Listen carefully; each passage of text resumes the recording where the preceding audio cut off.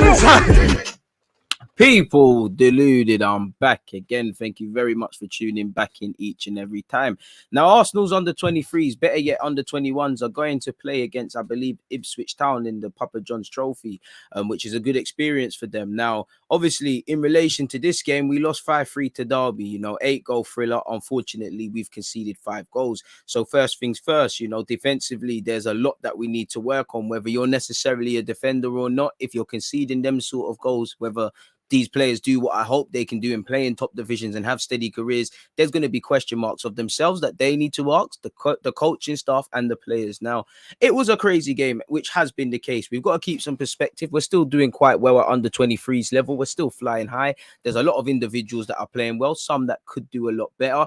But again, that's probably why we should be a bit more harsher on ourselves. It's like, for me, we were in the game. We obviously scored 3 goals of our own. Like for me, Balogun's last goal in particular, when he's just wrapped it, a big performance. And we're going to get on to Balogun. But we've scored some good goals. We've been in it. We reacted well, from the initial setback. But end of the day, I don't think we was ever the better team. We had moments, but Derby just looked a bit sharper. And when they've got Sibley and, Dixon, and there's many Derby players, there's always players coming through Derby's academy.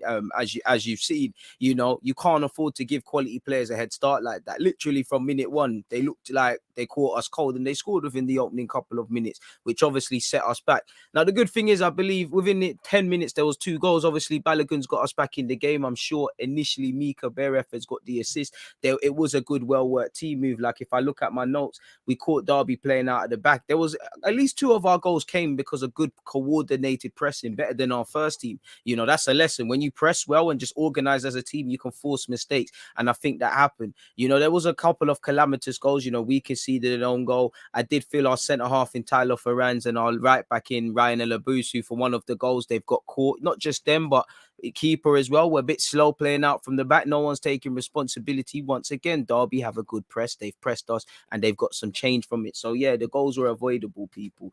Balogun's hat-trick is something we're going to get into. Obviously, we go into half-time at 2-2. We're pegged back courtesy. We would have gone in front, but there's been an own goal.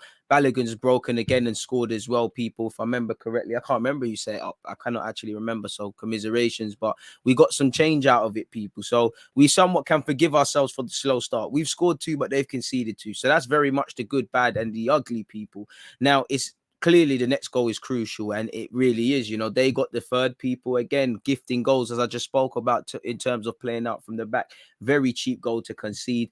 Again, I think our defending and our organisation, simply put, in the second half started to go a bit down the toilet, and I think that's shown with Dixon scoring.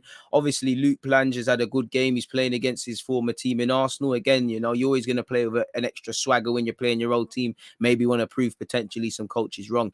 And he got a goal and assist today, and obviously he's added to the scoreline. As I said, I did like Balogun's goal, which gave him his hat-trick and whatnot. But ultimately, despite Balogun sitting there scoring a hat-trick, and actually the moves for our goals being half decent, we've conceded 5, we've dropped 3 points. At some point we've lost the game. We've come back from it. We needed to hang on for a point or 3, and we've got none. These are the lessons these young boys need to learn.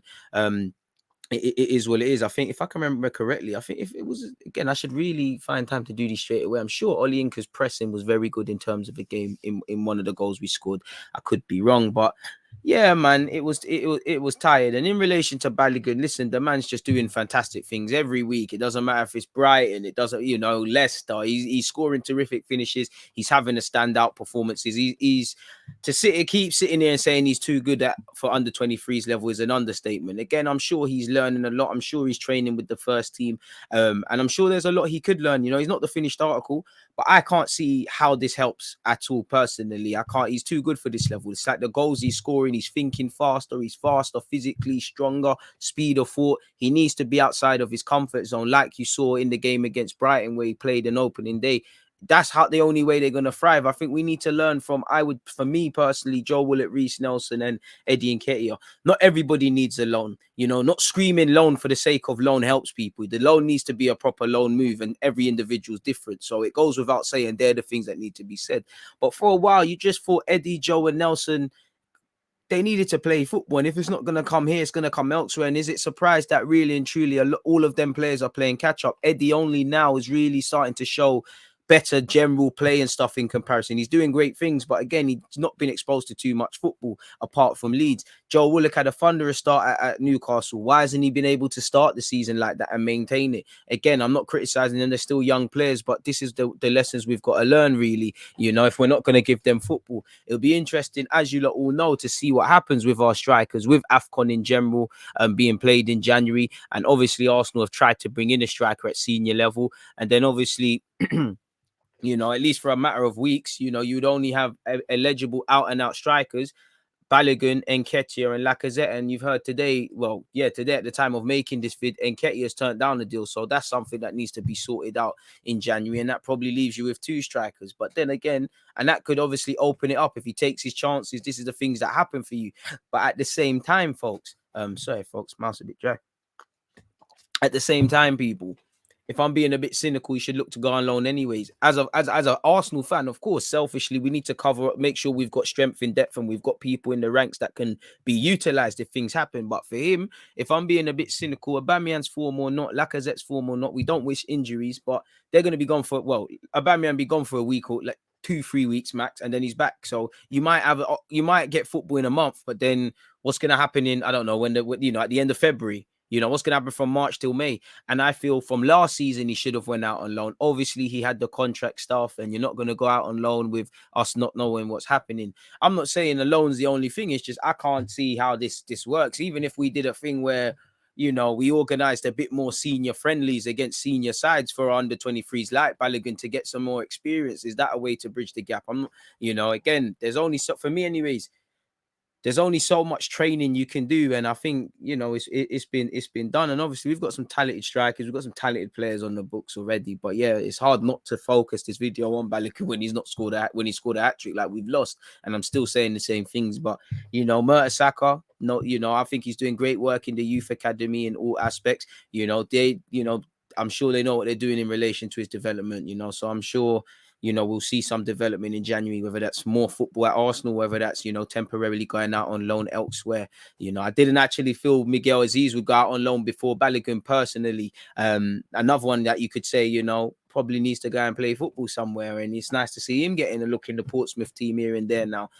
So yeah, on that note though, people, I'm just rambling now. Please comment any opinions if you have them. Please make sure you hit the like button, subscribe if you haven't. Most importantly, people, please stay safe, attack your goals, hopes, dreams and aspirations aggressively.